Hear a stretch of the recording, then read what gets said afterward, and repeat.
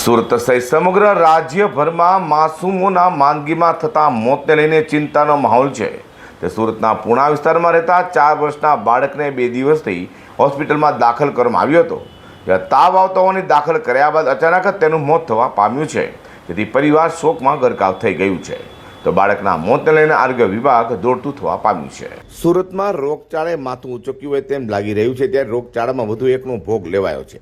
અગાઉ સુરત મનપા સંચાલિત સ્મીમેર હોસ્પિટલના મહિલા ડોક્ટરનું મોત નીપજ્યા બાદ હવે પૂણા ગામમાં માસૂમ 4 વર્ષના બાળકનું પણ મોત નીપજ્યું છે. સુરતના પૂણા ગામ વિસ્તારમાં સંદીપભાઈ ચૌહાણ પરિવાર સાથે રહે છે. તેમના 4 વર્ષના દીકરા રુદ્રને છેલ્લા 4 દિવસથી તાવ આવતો હતો. સ્થિતિ બગડતા તેને છેલ્લા 2 દિવસથી ખાનગી હોસ્પિટલમાં દાખલ કરવામાં આવ્યો હતો. ત્યારબાદ પણ સારું ન થતાં તેને નવી સિવિલ હોસ્પિટલમાં લઈ જવામાં આવ્યો હતો, જ્યાં તેને મૃત જાહેર કરવામાં આવ્યો હતો. સારવાર દરમિયાન બાળકના મોતને લઈને પરિવારે ભારે રોકકળ કરી મૂકી હતી. માસૂમ બાળકના તાવમાં મોત નીપજતા આરોગ્ય વિભાગ પણ દોડતું થઈ જવા પામ્યું હતું અને ખાસ આસપાસના વિસ્તારમાં તપાસ હાથ ધરાઈ છે. Bureau report G10 news.